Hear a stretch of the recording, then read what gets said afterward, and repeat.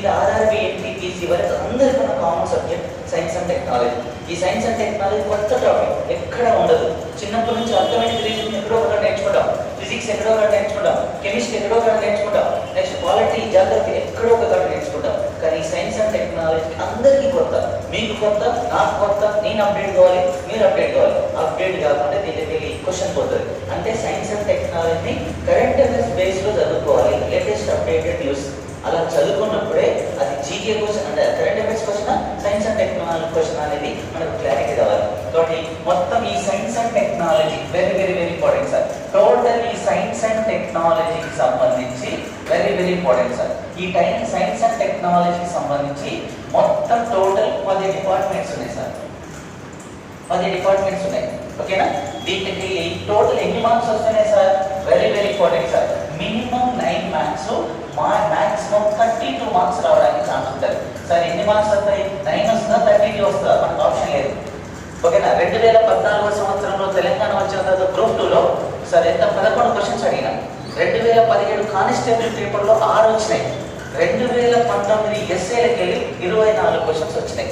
ఈ సంవత్సరం UPSC exam మొన్ననే జరిగింది, ఇప్పుడు జూన్లో 2 జరగబోతుంది ప్రిలిమ్స్. ఈ పోయిన యూపీఎస్సీ ఎగ్జామ్లో దాదాపు 33 బిట్స్ పడ్డాయి సార్ దీనికి.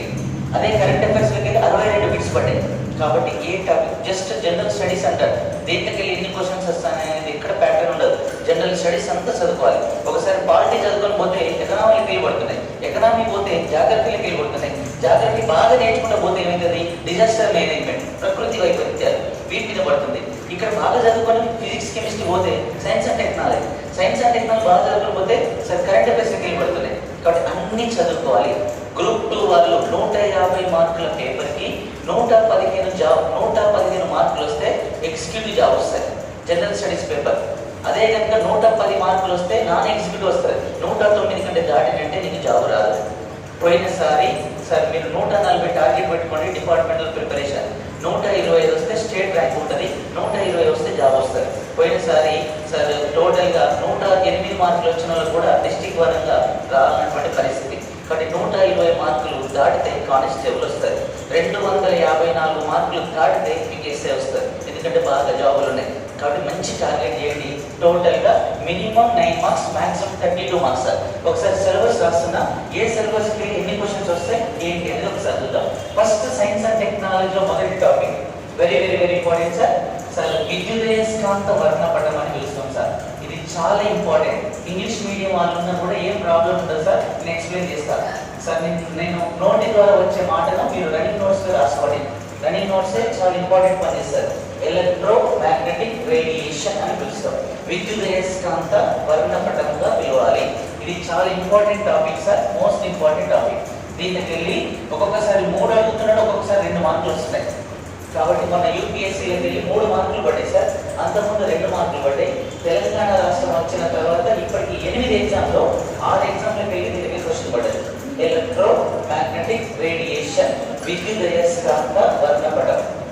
దీంట్లో 7 రకాల రేట్స్ ఉంటాయి. ఆ రేట్స్ గురించి అడుగుతాను. ఇప్పుడు క్వశ్చన్ అడిగినా ఓకేనా? ఇంగ్లీష్ మీడియం ఎంత మంది సార్? ఇంగ్లీష్ మీడియం ఓకేనా? Okay right. దీనికి రాసుకోండి, ఇబ్బంది ఏమి ఉండదు. 2 మీడియంలో డీల్ చేసినట్టుగా ఏముండదు సార్. సార్ ఒకసారి చూడండి, కొంచెం లాజిక్. 10వ తరగతి వరకు తెలుగు మీడియం కనుక పర్ఫెక్ట్గా చదివి, intermediate English medium, degree English medium చదివిన వాళ్ళు తెలుగు మీడియంలో చదవండి. ఏ మీడియంలో జాబ్ కొట్టిందని ఎవరు అడగడు, జాబ్ వచ్చిందా లేదా. ఇచ్చిన క్వశ్చన్ అక్కడ ఏముంటుంది? ఇంగ్లీష్ ఉంటుంది, తెలుగు ఉంటుంది, ఉర్దూ ఉంటుంది. నీకు నచ్చిన లాంగ్వేజ్ పిక్ చేసుకో. మన 20 మార్కుల క్వశ్చన్ డైరెక్ట్గా మల్టిపులేషన్ నిర్మూలన చేయడానికి ఏ రేస్ను ఉపయోగిస్తారు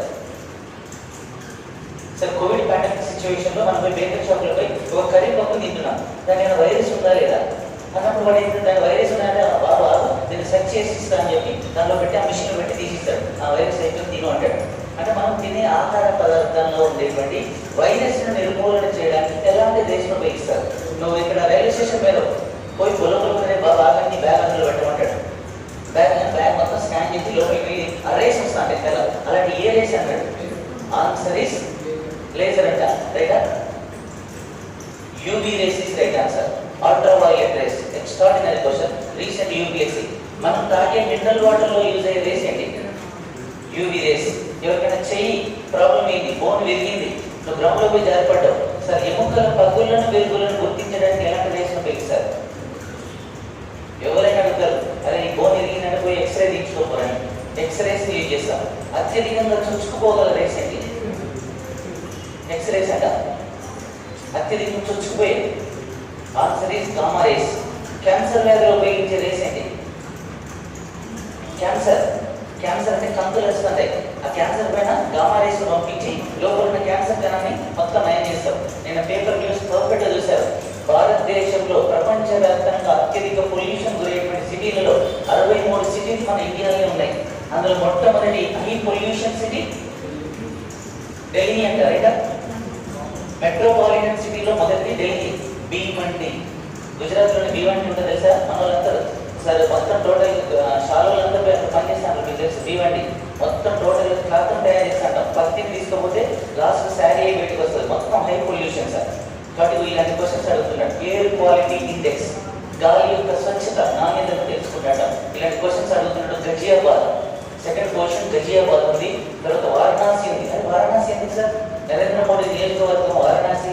వారణాసి పొల్యూషన్ సిటీనా? కాశీ మరి ఎట్లయితే వారణాసి అంటే స్వచ్ఛమైన దేవుడు ఉంటాడు. గంగా నది ఎక్కడ వస్తుంటే హిందువులు అక్కడ స్నానం చేసినారు. అసలు అద్భుతమైన కాశీ నరేంద్ర మోడీ నియోజకవర్గం వారణాసి. ఎందుకు ఆ పొల్యూషన్? అక్కడ హరిశ్చంద్ర ఘాట్స్ ఉంటాయి.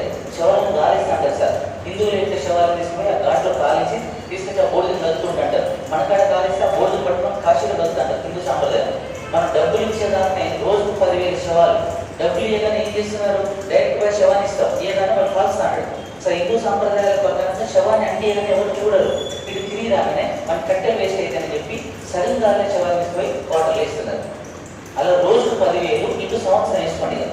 మొత్తం ఇప్పుడు ఏంటి సమ్మర్ సెషన్లోకి వచ్చేసరికి గంగానది ఫ్లోటింగ్ మొత్తం తగ్గి సగం కాలిన శవాలన్నీ డైరెక్ట్ పట్టుకుపోయి ఉత్తరప్రదేశ్లోని ప్రతి పొలాల్లోకి పోతున్నాయి.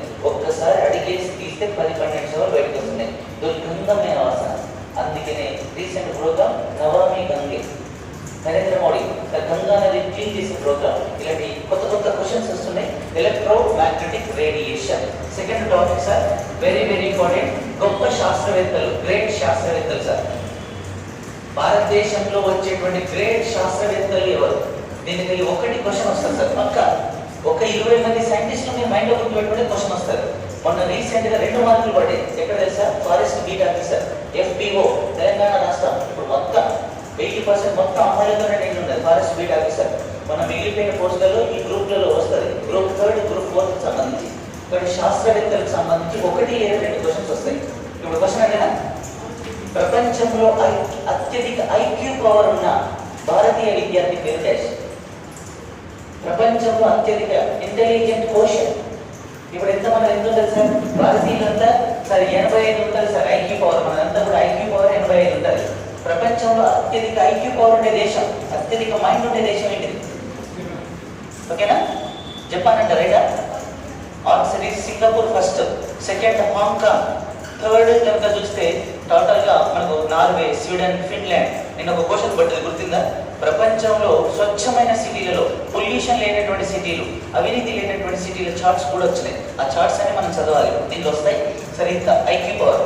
కానీ ప్రపంచంలో ప్రజెంట్ అత్యధిక IQ పవర్ ఉన్న పర్సన్ మన భారతదేశానికి సంబంధించిన తమిళనాడు రాష్ట్రానికి సంబంధించిన స్టూడెంట్ అయిన K. వైశాలిని. పేరున్నరా? ఒక్కసారి మీరు రూమ్కు పోయిన తర్వాత కొట్టి చూడండి. K. వైశాలిని మీకు తెలుస్తుంది. 225 IQ పవర్. 225 అంటే అసలు నాట్ ఏ జోక్ సార్. మీకు కూడా తెలుసా? మన రీసెంట్గా పెట్టి చూడండి. Fastest human calculator Neelakantha Bhanuprakash 2 సార్లు అడిగిన బిట్ సార్. ఇప్పుడు టీవీలో అడ్వర్టైజింగ్ కూడా వస్తున్నారు. Fastest human calculator Neelakantha. ఇవన్నీ కూడా కొత్త అప్డేటెడ్ సైంటిస్ట్. ఇప్పుడు క్వశ్చన్ అడుగుతున్నాం final sir. Father of Chandrayaan 2. Chandrayaan 2 project director ఎవరు? Sir K. శివన్ అంట, మత్తయ్య అంట. సార్ చంద్రయాన్ 2 ప్రాజెక్ట్ మన రీసెంట్ పంపించారు. లాస్ట్ మూమెంట్ లో ఫెయిల్యూర్ అయింది. K. శివన్ డైరెక్టర్ గా ఉన్నప్పుడు నరేంద్ర మోడీ తన కేసు నిలిచాడు. మన కోవిడ్ సీజన్ ఇంట్లో ఉన్నప్పుడు Chandrayaan 2 project director madam sir, not gender, Mattayya Vanitha. Second దాని ప్రాజెక్ట్ డైరెక్టర్ రీతు ఖరీదర్. ఇద్దరు కలిసి పంపించారు. చాలా ఇంపార్టెంట్. ఫైనల్ క్వశ్చన్ అడుగుతున్నా. 2022 సంవత్సరం ఆగస్టు నెలలో భారత ప్రభుత్వం గ్రేట్ ప్రాజెక్ట్ తీసుకెళ్తుంది. గగన్యాన్ 1. గగన్యాన్ ప్రాజెక్ట్. భారతదేశం తరపున ఇంతవరకు అంతరిక్షంలోకి ఎవరు వెళ్ళలేదు. అంతరిక్షంలోకి మానవుని పంపించేటువంటి ప్రయత్నం జరుగుతుంది. అమెరికా వాళ్ళు వెళ్ళారు, రష్యా వాళ్ళు వెళ్ళారు, జపాన్ వాళ్ళు వెళ్ళారు, చైనా వాళ్ళు వెళ్ళారు. నెక్స్ట్ 5th కంట్రీ ఇంకా పోబోతుంది. దీని ప్రోగ్రామ్ పేరే గగన్యాన్. ఇప్పుడు క్వశ్చన్ అడుగుతున్నా, గగన్యాన్ ప్రాజెక్ట్ కి ప్రాజెక్ట్ డైరెక్టర్ ఎవరు? ఈ సంవత్సరం పక్క క్వశ్చన్ సార్. గగన్యాన్ ప్రాజెక్ట్ కి ప్రాజెక్ట్ డైరెక్టర్ ఎవరు? ఆన్సర్ ఇస్ సార్, భారతదేశం తరఫున అంతరిక్షానికి ఎవరు వెళ్ళారు కదా? సునీత విలియమ్స్, కల్పనా చావ్లా వెళ్ళింది కదా సార్. మన నుంచి పోలే, అమెరికా ఆస్ట్రోనాట్ ద్వారా వెళ్ళింది, అమెరికా ద్వారా, నాసా ద్వారా. సార్ మరి రాకేష్ శర్మ పోయింది కదా? రాకేష్ శర్మ మన భూభాగం నుంచి పోలేదు. ఎక్కడి నుంచి వెళ్ళింది సార్ ఆయన? సార్ ఇక్కడ రష్యా నుంచి వెళ్ళింది సార్. కానీ భారతదేశ స్టూడెంట్స్ భారతదేశ టెక్నాలజీ ద్వారా భారతదేశ భూభాగం నుంచి ఇంతవరకు ఎవరు వెళ్ళలేదు. ఓకేనా? ఇప్పుడు తీసుకెళ్తున్నారు. ఆ ప్రోగ్రామ్ పేరు గగన్యాన్ ప్రాజెక్ట్. ఈ గగన్యాన్ ప్రాజెక్ట్ కి project director Unnikrishnan Nair. Very very important. పక్క ఈ సంవత్సరం పెట్టి సార్. ఉన్నికృష్ణన్ నాయర్. ఇది ఒకసారి చూడండి బాబు. S Unnikrishnan Nair sir. S Unnikrishnan Nair. ఒకసారి చూడండి. ఎస్ ఉన్నికృష్ణన్ నాయర్ అనేటువంటి సైంటిస్ట్ గగన్యాన్ ప్రాజెక్ట్ డైరెక్టర్. మరి ఇప్పుడు చూడండి సార్, సందీప్ ఉన్నికృష్ణన్ నాయర్. ఈయన ఎవరు సార్? మరి సందీప్ ఉన్నికృష్ణన్ నాయర్. రేపు ఎగ్జామ్ లో ఇది పడుతుంది, మిడ్ పడుతుంది. గగన్యాన్ ప్రాజెక్ట్ కి project director dash Unnikrishnan Nair, Sandeep Unnikrishnan Nair అంటాడు. ఈ రెండింటిలో ఏదైతే చెక్ చేస్తారంటే మరి ఇప్పుడు సందీప్ ఉన్నికృష్ణన్ నాయర్ ఏంటి? ఆన్సర్ ఏంటంటే ఒకసారి రీసెంట్ గా 2008వ సంవత్సరంలో బాంబేలో బ్లాస్ట్ అయినప్పుడు, కసబ్ పాకిస్తాన్ కు సంబంధించిన బ్లాస్ట్ జరిగినప్పుడు సందీప్ ఉన్నికృష్ణన్ నాయర్ అనే గ్రేట్ సోల్జర్, 23 సంవత్సరాల soldier sir, great soldier, room లో పోయిన తర్వాత ఆ కసబ్ వాళ్ళ గ్యాంగ్ హోటల్లో ఉన్న సిబ్బంది తీసుకొచ్చి 70 మంది గన్నులు పెడతారు. 70 మంది రెడీగా ట్రిగ్గర్ నొక్కితే 70 మంది చచ్చిపోతారు. సందీప్ ఉన్నికృష్ణన్ నాయర్ అటు రూమ్ లో ఉంటాడు. ఇక్కడ ఒక టెర్రరిస్ట్ అందరికి గన్ను కొట్టుకుంటారు. ఇంకొక రూమ్ లోకి ఒక 5 సోల్జర్స్ మనోళ్ళు వస్తారు. రాగానే ఇంకొకడు వాళ్ళకి పెడతారు. ఇటొక గన్ను, ఇటొక గన్ను. ఇటు 70 మంది, వీళ్ళు 5 సోల్ 75 మంది. కానీ ఆ రూమ్ లో మనోడు ఉంటాడు, సందీప్ ఉన్నికృష్ణన్ నాయర్. ఏం చేయాలి? డైరెక్ట్ గా వాడు గన్ను పట్టుకొని వచ్చినట్టు వీళ్ళని కాల్ చేస్తాడు. ఏమాత్రం ఆయన మిస్టేక్ చేసి ఈ ప్రాబ్లం అవుతుంది అని చెప్పి ఆలోచించి ఆ రూమ్లోకి వెళ్ళి మెల్లగా వచ్చి తన చేతిలో ఉన్న అన్ని గ్రానైట్లను కట్టుకొని అన్ని ఓపెన్ చేసి డైరెక్ట్ అక్కడి నుంచి వచ్చి ఈయన్ని నెట్టుకొని డైరెక్ట్ అద్దంలోకి వెళ్ళి పగిలి కింద పడి తనకు తానే బ్లాస్ట్ అయి చనిపోయాడు సార్. సార్ చనిపోయిన తర్వాత సౌరచక్ర కూడా ఇచ్చారు సార్. తన జీవితాన్ని 23 సంవత్సరాల గ్రేట్ స్టూడెంట్ సోల్జర్ తనకు తాను పేర్చుకొని చనిపోయింది సార్. ఇతని సినిమా, ఇతని జీవిత చరిత్ర మీద నెక్స్ట్ వీక్ రిలీజ్ కాబోతుంది మేజర్ అనే సినిమా. అడవిశేషు హీరోగా, శశికిరణ్ తిక్క డైరెక్టర్ గా, మహేష్ బాబు డైరెక్టర్ గా ఇది వస్తుంది. ఇంతకుముందు ఇంకో సినిమా వచ్చింది, గూఢచారి అనే సినిమా వచ్చింది. అడవిశేషు ఇలాంటి అద్భుతమైన సినిమా భారతదేశంలో ప్రధాన లాంగ్వేజ్ లో రిలీజ్ కాబోతున్న సినిమా. భారత ప్రైమ్ మినిస్టర్ మోడీ ఈ సినిమా థియేటర్లో పోయి ఇంతవరకు ఏ సినిమా చూడలేదు, ఈ సినిమాను చూడబోతున్నాడు. కాబట్టి ఇలాంటి క్వశ్చన్స్ సార్ అప్డేటెడ్ లింక్ గా చదువుకున్నప్పుడే ఎగ్జామినేషన్ పాయింట్ ఆఫ్ వ్యూ అడుగుతాడు. ఇవన్నీ కూడా గ్రేట్ శాస్త్రవేత్తలు, సైంటిస్ట్ ఎవరు ఉంటారు, ఇది చాలా ఇంపార్టెంట్. 3వ department sir, very very important, cloning అనేటువంటి డిపార్ట్మెంట్. క్లోనింగ్ సార్, దీనికి 2 క్వశ్చన్స్ వస్తున్నాయి.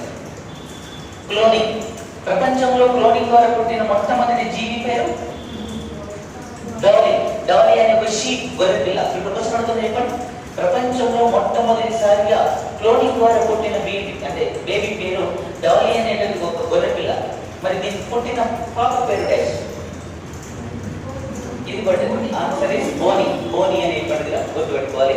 ఇది క్లోనింగ్. మరి భారతదేశంలో మొట్టమొదటి టెస్ట్ బేబీ, ఇండియాలో ఫస్ట్ టెస్ట్ బేబీ క్లోనింగ్ అన్నా డాలీ. Test baby Harsha. ఇవి ఏం చేసింది ఏంటి? ఓకేనా? ఫాదర్ ఆఫ్ క్లోనింగ్ అని ఎవరు పిలుస్తారు? ఫాదర్ ఆఫ్ క్లోనింగ్ పితామహులు అని ఎవరు పిలవాలి? ఎవరు క్లోనింగ్? హాన్స్ బీమన్ అంట. రైటా? Right answer Hans Beeman is right. ఓకేనా? హాన్స్ బీమన్, కీత్ క్యాంబెల్ వీళ్ళిద్దరు. తర్వాత ఈఎన్ రీమెంటో డాలీ అనే గొర్రె పిల్లను సృష్టించాడు.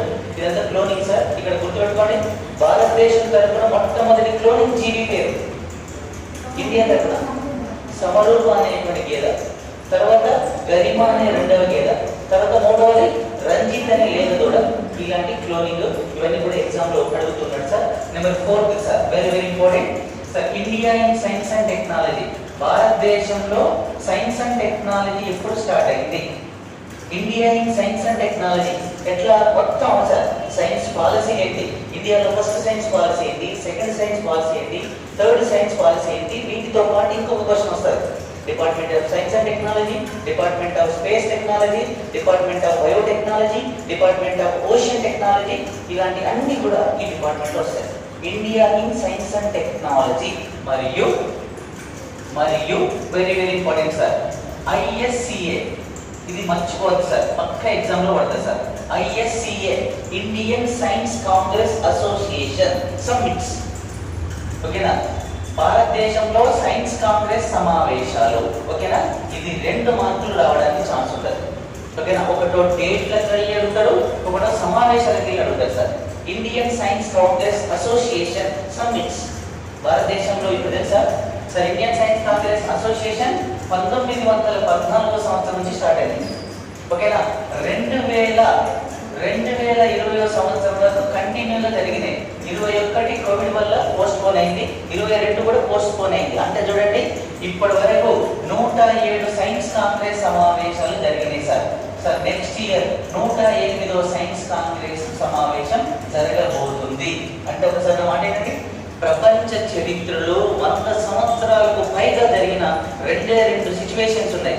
ఒకటో నోబెల్ ప్రైజులు, రెండోదో ఇండియన్ సైన్స్ కాంగ్రెస్ అసోసియేషన్ సమావేశాలు. ఈ రెండింటికి పక్క బిట్ వస్తుంది సార్. అన్నమాట ఏంటంటే, 1914లో కోల్కతాలో స్టార్ట్ అయిన ఈ సైన్స్ కాంగ్రెస్ సమావేశాలు 2023వ సంవత్సరంలో ఎక్కడ జరగబోతుంది సార్ అంటే, పూణేలోని మహారాష్ట్రలో జరగబోతుంది. Symbiosis international university. దీని యొక్క థీమ్ ఏంటిది, దీనికి డైరెక్టర్ ఎవరు, అలాంటి క్వశ్చన్స్ పడుతున్నాయి. నా మాట ఏంటంటే, థీమ్ ఈ సంవత్సరం sustainable development with women empowerment, మహిళా సాధికారికతో సుస్థిర అభివృద్ధి. పక్క మహిళల పైన ఎక్స్ట్రాడినరీ క్వశ్చన్స్ వస్తాయి, చాలా ఇంపార్టెంట్ సార్. ఇవన్నీ కూడా ఈ సమావేశాల గురించి మాట్లాడుకోవాలి. 107 బెంగళూరులో జరిగింది, 108 పూణేలో జరగబోతుంది. ఒకసారి నా మాట ఏంటంటే, 100వది కోల్కతా, 101 జమ్మూ, 102 ముంబై, 103 మైసూర్, 104 తిరుపతి, 105వది మన తెలంగాణ రాష్ట్ర రాజధాని హైదరాబాద్లో జరగాలి. అక్కడ జరగబోవడానికి 3 రోజుల ముందు ఉస్మానియా యూనివర్సిటీలో ఆయన గురేసుకొని చచ్చిపోయాడు.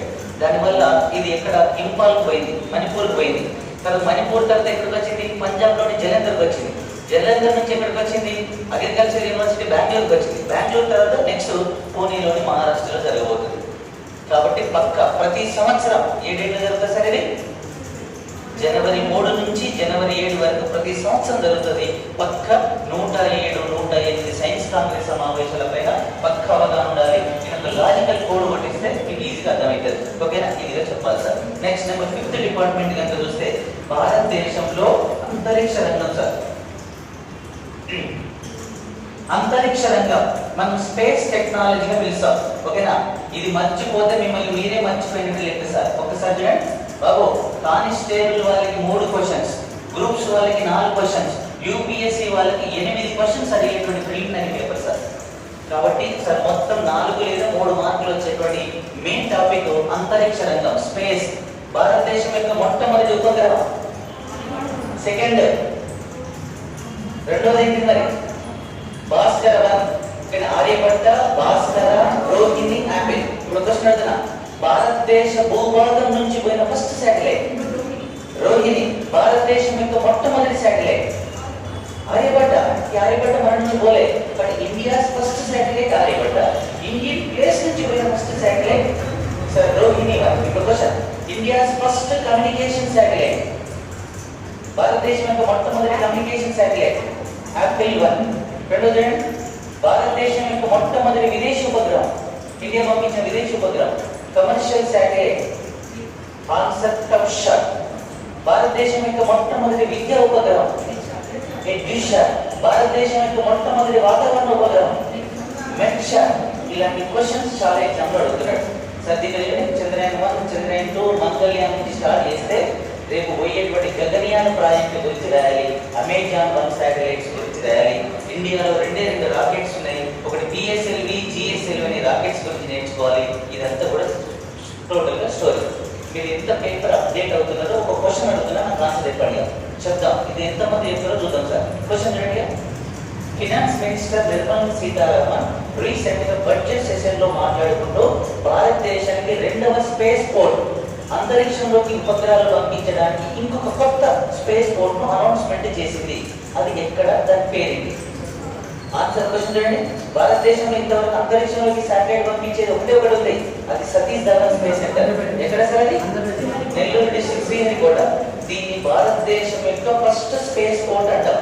అంటే భారతదేశం తరఫున అంతరిక్షంలోకి శాటిలైట్లను పంపించే మొట్టమొదటి స్పేస్ పోర్ట్ మన నెల్లూరు డిస్ట్రిక్ట్ శ్రీహరికోట. ఇప్పుడు question, finance minister Nirmala Sitharaman 2022 సంవత్సరం బడ్జెట్ సెషన్ లో కొత్త స్పేస్ పోర్ట్ అనౌన్స్మెంట్ చేసింది. దాని పేరేంటి, అది ఎక్కడ? Answer very important sir. ఇది ఏంటి సార్ అంటే నెల్లూరు డిస్ట్రిక్ట్ శ్రీహరికోటలో ఇక్కడ ఉంటుంది. ఓకేనా? ఇక్కడ స్టార్ట్ చేసింది సార్. తమిళనాడు రాష్ట్రంలోని టూటికోర్న్ జిల్లా. దీన్ని టూటికోర్న్ మరొక పేరే తూత్తుకూడి, ప్రజెంట్ పేరు తూత్తుకూడి. ఈ తూత్తుకూడి జిల్లాకి 25 కిలోమీటర్ల దూరంలో Kulasekarapattinam. Very important question sir. భారతదేశానికి కొత్త న్యూ స్పేస్ పోర్ట్ కులశేఖరపట్నం అనేటువంటి ప్లేస్ లో సెట్ చేశారు. ఎందుకంటే ఇప్పటి వరకు సతీష్ ధావన్ స్పేస్ సెంటర్ ద్వారా 79 ప్రాజెక్టులు వేయించారు. దీనికి టైట్ అయింది, షెడ్యూల్ బాగా అవుతుంది. 2020లో కోవిడ్, 2021 కోవిడ్, 22లో అవన్నీ తీసుకొచ్చి ఇప్పుడు పంపించాలి. అవన్నీ ఒకటే పొజిషన్ నుంచి పంపించాలంటే చాలా టైట్ అవుతుంది. ఒకటే ప్లేస్ నుంచి ఫుల్ హార్డ్ వర్క్ అవుతుంది అని చెప్పి ఇండియన్ గవర్నమెంట్ కొత్త స్పేస్ పోర్ట్ ను అనౌన్స్మెంట్ చేసింది. దీని పేరు గుర్తుపెట్టుకోండి, కులశేఖరపట్నం. తమిళనాడు రాష్ట్రంలోని తూత్తుకూడి జిల్లాకి 25 కిలోమీటర్ల దూరంలో ఉన్న ప్లేస్. ఇప్పుడు ఆ మాట తూత్తుకూడి, టూటికోర్ ఇప్పుడు పేరు కదా. రీసెంట్ 2019 సంవత్సరంలో ఈ తూత్తుకూడిలో ఒక గ్రేట్ కంపెనీ ఉంటుంది, కాపర్ స్టెరిలైట్ లిమిటెడ్ అని. ఈ కాపర్ స్టెరిలైట్ లిమిటెడ్ అనే కంపెనీ వేదాంత గ్రూప్ కు సంబంధించిన వాళ్ళు పెట్టారు. అదేంటంటే మొత్తం రీసైకిల్ చేస్తుంది, మినరల్స్ అది మొత్తం రీసైకిల్. దానివల్ల పొల్యూషన్ అని చాలా మంది చనిపోతుందని చెప్పి ఉద్యమం ఘోరంగా చేసి మొత్తం క్లోజ్ చేయించింది.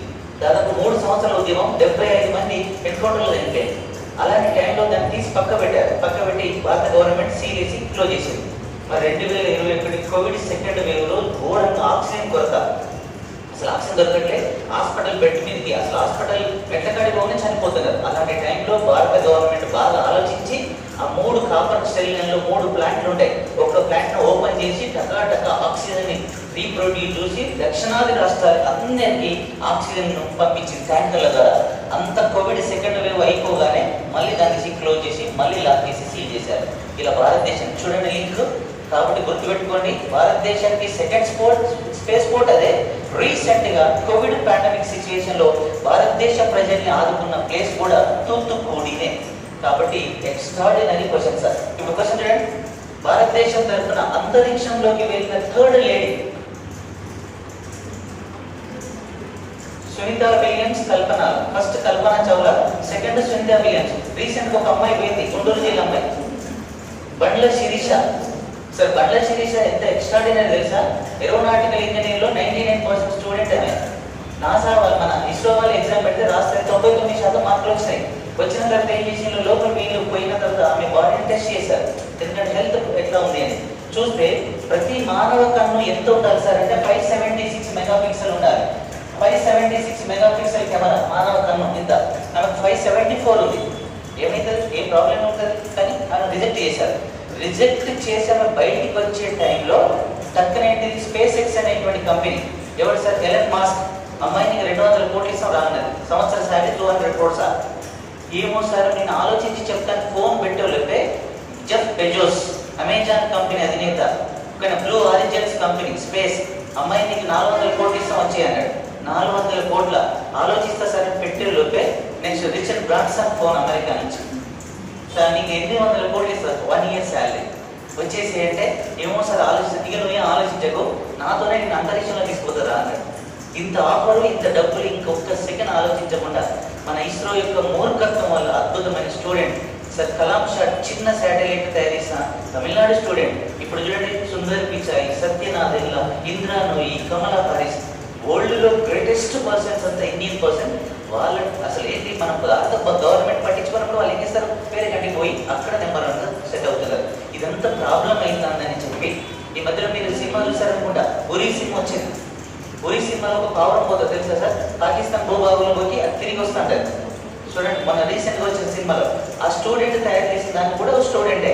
ఈతని పట్టించుకున్నప్పుడు ఈయన కూడా అమెరికా పోయింది సార్. ఇదంతా ప్రాబ్లం అవుతుందని భారతదేశం ఏం చేసిందిగా, భారతదేశంలో ఉన్న టాలెంట్ స్టూడెంట్ ని వేరే దేశం వాళ్ళు క్యాంపస్ సెలెక్షన్ల ఆధారంగా తీసుకెళ్తున్నారు. అలా తీసుకోకుండా మనకు ఒక ఇంక్యుబేషన్ సెంటర్లు పెట్టాలని ఇండియాలో 6 ఇంక్యుబేషన్ సెంటర్లు పెట్టారు సార్. ఒకటి సార్ వెస్ట్ లో, ఈస్ట్ లో, వెస్ట్ లో, నార్త్ లో, సౌత్ లో, సెంట్రల్ పాయింట్ లో, నార్త్ ఈస్ట్ లో, ఈశాన్య భారతంలో. నీకు ఏదైనా కొత్త ఆలోచన వచ్చింది అనుకోండి, ఆ ఆలోచన తీసుకుపోయి ఇస్రో వాళ్ళకి చెప్పాలి.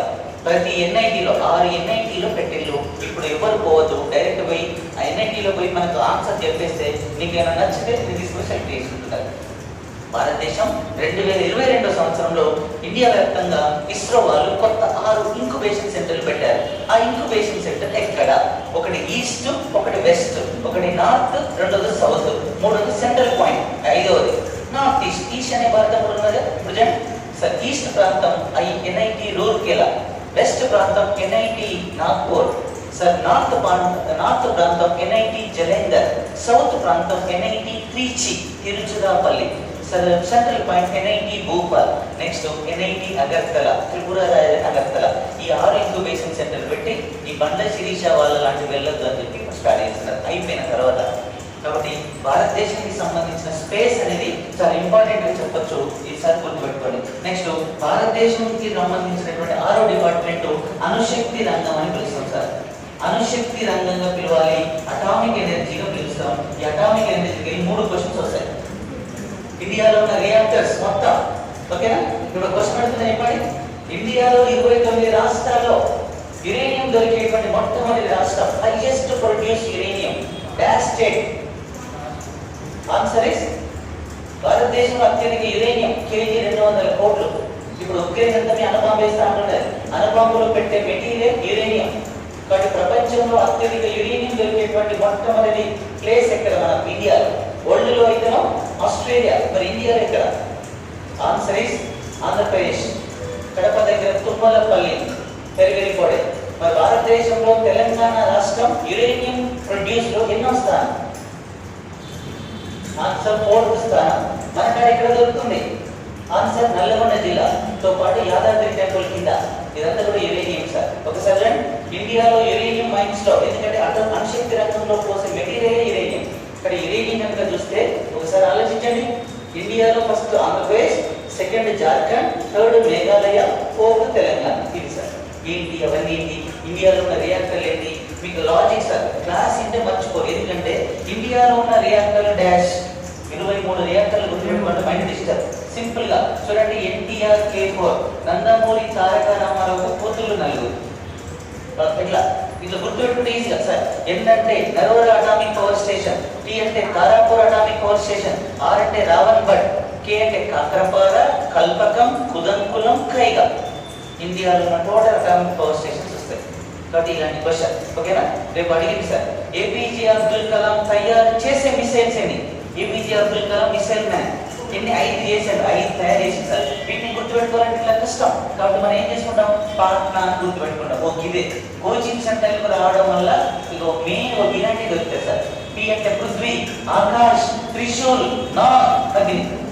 ఇప్పుడు క్వశ్చన్ అడుగుతుందండి, ఏపీజే అబ్దుల్ కలాం తయారు చేయని మిసైల్ గుర్తించండి. Option A Prithvi, option B Akash, option C Trishul, option D BrahMos. దీని బ్రహ్మోస్ లేదు కాబట్టి అట్లా చూసి టిక్ చేసుకోవాలి. కాబట్టి అణుశక్తి రంగం ఐసోటోప్స్, ఐసోబార్స్ ఇవన్నీ నేర్చుకోవాలి. ఒక్క మాట విని వదిలేయండి సార్. భారతదేశంలో 29 రాష్ట్రాల్లో సార్ 29 రాష్ట్రాలకు మెడికల్ హబ్, ఫార్మాస్యూటికల్ హబ్ అని ఏ రాష్ట్రాన్ని పిలుస్తారు? తెలంగాణ రాష్ట్ర రాజధాని అయిన హైదరాబాద్ పిలుస్తారు. ఇప్పటి వరకు 152 దేశాలకు కోవిడ్-19 సంబంధించిన వ్యాక్సిన్ మనం డిస్ట్రిబ్యూషన్ చేసినాం. మన హైదరాబాద్ లో భారత్ బయోటెక్, ఓకేనా? Very important sir. మొత్తం ప్రపంచవ్యాప్తంగా 5135 రకాల వ్యాక్సిన్ తయారు చేశారు. అందులో 4000కు పైగా తయారు చేసింది మన ఇండియా. ఇండియాలో ఏ రాష్ట్రం? మన తెలంగాణ రాష్ట్రం. ఈ సంవత్సరం 48,000 కోట్ల ఇన్కమ్ వచ్చింది సార్ ఈ వ్యాక్సిన్ అమ్మడం వల్ల. ఒకటి భారత్ బయో, ఇండియా నుంచి 2, ఒకటి కోవిషీల్డ్, 2 కోవాక్సిన్. కోవిషీల్డ్ పూణేలోని సీరం ఇన్స్టిట్యూట్, భారత్ బయోటెక్. ఇది సార్ ఎక్స్ట్రాడినరీ క్వశ్చన్. ఈ ఐసోటోప్స్ ఏంటంటే కూడా మనం మాట్లాడుకోవాలి. నెంబర్ 7th టాపిక్ రక్షణ రంగం సార్. దీన్ని డిఫెన్స్ అంటాం. రక్షణ రంగం, దీనికి వెళ్ళి 2 క్వశ్చన్స్ వస్తున్నాయి. రక్షణ రంగం డిఫెన్స్, ఇండియాలో ఉండేటువంటి డిఫెన్స్. డిఆర్డిఓ అంటే ఏంటారు sir? DRDO defence research and development organisation, భారతదేశానికి సంబంధించిన రక్షణ రంగం. ఓకేనా? ఇది ఎక్కడ ఉన్నది head quarter? DRDO head quarter ఎక్కడ? ఆన్సరీస్ న్యూఢిల్లీలో ఉంటుంది. డిఆర్డిఓ చైర్పర్సన్ ఎవరు? ప్రెసిడెంట్ చైర్పర్సన్ మన తెలుగు రాష్ట్ర candidate sir G Satish Reddy, మనోడే. మరి డిఆర్డిఓ ఏంటి? భారతదేశంలో బాలిస్టిక్ మిసైల్ ఏంటి, క్రూయిజ్ మిసైల్ ఏంటి sir, supersonic, hypersonic, subsonic. 3-4 days paper news చూసారా సార్? రష్యా వాళ్ళు వచ్చి ఉక్రెయిన్ యొక్క పాఠశాల పైన సూపర్ సోనిక్ మిసైల్. అసలు సూపర్ సోనిక్ అంటే ఏంటి, హైపర్సోనిక్ ఏంటి సార్, సబ్సోనిక్ అంటే ఏంటి? ఘోరం సార్. నిన్న సాయంత్రం పాఠశాల మీద తీసుకొచ్చి చిన్న బాంబు ఇస్తే 400 మంది పిల్లలు చచ్చిపోయారు. దాంట్లో 60 మంది పిల్లలతో 2 కాళ్ళు కట్టాయి. ఎంత ఘోరం! ఈ రష్యా ఉక్రెయిన్ వల్ల ఈ నాటో ఏంటి, రష్యా ఏంటి, ఉక్రెయిన్. ఒకప్పుడు రష్యా నుంచి విడిపోయిన ఉక్రెయిన్ ఇది నాటోలో చేరాలని ఎందుకు అనుకుంటుంది? యూరోపియన్ యూనియన్లో ఎందుకు చేరాలనుకుంటుంది? అసలు రష్యాకు ఉన్న ప్రాబ్లం ఏంటి? రష్యా కమ్యూనిస్ట్ దేశంగా ఎందుకు అవతరించింది? మిగిలిన దేశాల్లో పెట్టుబడిదారులు ఎందుకు? ఈ స్టోరీ ఎంత చదివి పెట్టుకొని, మరి దీని రాజధాని ఏంటి, దాని రాజధాని ఏంటి? పుతిన్ 2036 వరకు దేశ అధ్యక్షుడు ఎందుకు ఉండబోతున్నాడు? మరి పుతిన్ హెచ్చరించే వాళ్ళు లేరా? అమెరికా ఇంత పెద్ద అగ్రరాజ్యం అంటున్నాం, మరి అమెరికా ఏం సైలెన్స్ గా ఏం సపోర్ట్ చేయట్లేదు? 200 దేశాలను పరిపాలన చేసినటువంటి బ్రిటిష్ దేశం ఏం సపోర్ట్ చేయట్లేదు? ఏంటి ప్రాబ్లం? ఫ్రాన్స్ ఎటుపోయింది, ఆస్ట్రేలియా ఎటుపోయింది? ప్రపంచంలో అత్యధిక అటామిక్ వెపన్స్ ఉండేటువంటి అమెరికా రష్యాల మధ్య ఈ డిఫరెన్స్ ఏంటి? ఇలాంటివన్నీ కూడా కొంచెం చదివి పెట్టుకోండి. డిఫెన్స్ సార్ రక్షణ రంగం. బట్ ఈ రక్షణ రంగంలోకి వెళ్ళి సార్ 2 క్వశ్చన్స్ అడుగుతారు. సార్ ఇక్కడ రాసిన నెంబర్ 8th టాపిక్ సార్ శక్తి వనరులు. సార్ శక్తి వనరులు మనం దీన్ని ఏమంటాం? ఎనర్జీ రీసోర్సెస్ అంటాం. ఎనర్జీ రీసోర్సెస్, శక్తి వనరులు. సో క్వశ్చన్ చూడండి, తరిగిపోయే శక్తి వనరులు, తరగని శక్తి వనరులు. హైడ్రోజన్ అనేది డాష్ ఎనర్జీ రీసోర్స్. తరిగిపోదా? తరిగిపోదా? తరిగిపోనిది sir natural gas. Natural gas తరిగిపోతుందా? తరిగిపోదా? తరిగిపోదంట, రైటా? తరిగిపోతుందంట, రైటా? న్యాచురల్ సహజ వాయువు డాష్ ఎనర్జీ రీసోర్సెస్. ఆన్సర్ ఏంటంటే పేరు చూడండి, పేరు ఎంత కన్ఫ్యూజ్ అవుతున్నారో. సహజ వాయువు అంటే సహజంగా కాబట్టి ఫ్రీ అంటారు. Wrong answer. ఏ గ్యాస్ అయినా భూమిలో దొరుకుతుంది, తీసుకోక ఏ గ్యాస్ అయినా అయిపోతుంది. కాబట్టి ఇది తరిగిపోయే శక్తి వలుపు కదా. కానీ ఎగ్జామ్ లో న్యాచురల్ గ్యాస్ అనగానే అందరు గుడ్డిగా న్యాచురల్ అంటే ఫ్రీ అనే మీనింగ్ పెడతారు. కానీ రాంగ్ ఆన్సర్. ఇప్పుడు క్వశ్చన్ అడుగుతున్నా, 2019 సంవత్సరంలో ప్రపంచంలో మొట్టమొదటిసారిగా హైడ్రోజన్ ఆధారిత ట్రైనింగ్ ఇంట్రడ్యూస్ చేసిన దేశం. ఇంతవరకు ప్రపంచంలో ఏ ట్రైను సరే కరెంటుతో నడుస్తుంది, డీజిల్తో నడుస్తుంది, స్టీమ్తో నడుస్తుంది. ఇంతవరకు హైడ్రోజన్తో నడిచే ట్రైన్ ఎక్కడ లేదు. ఏ దేశం మొట్టమొదటిసారి హైడ్రోజన్? ఒకసారి మీరు పోయినట్టు యూట్యూబ్లో కొట్టి చూడండి, ఎంత క్లాస్ ఉంటుందో. అసలు విమానం కంటే క్లాస్ ఉంటుంది. Answer Germany. జర్మనీ దేశంలో మొట్టమొదటిసారిగా హైడ్రోజన్ ద్వారా నడిచేటువంటి ట్రైన్. నమ్మడేనండి. 2022 సంవత్సరం వరకు, ఈ డిసెంబర్ 31 వరకు ఈ మా దేశంలో ఉన్న అన్ని అణు రియాక్టర్లని క్లోజ్ చేయాలని తీర్మానం చేసిన దేశం. ఎందుకంటే సునామీయో, భూకంపమో, అగ్నిపర్వతం వచ్చి డైరెక్ట్ వచ్చి సునామీ దాటితే, సునామీ కనుక బ్లాస్ట్ అయింది అనుకోండి, లోపల యురేనియం నుంచి వచ్చే రేడియేషన్ వల్ల అందరూ బ్లడ్ వామిటింగ్ చేసుకుని చచ్చిపోతారు. రీసెంట్ ఉక్రెయిన్ రష్యా మధ్య గొడవలో సార్ ఉక్రెయిన్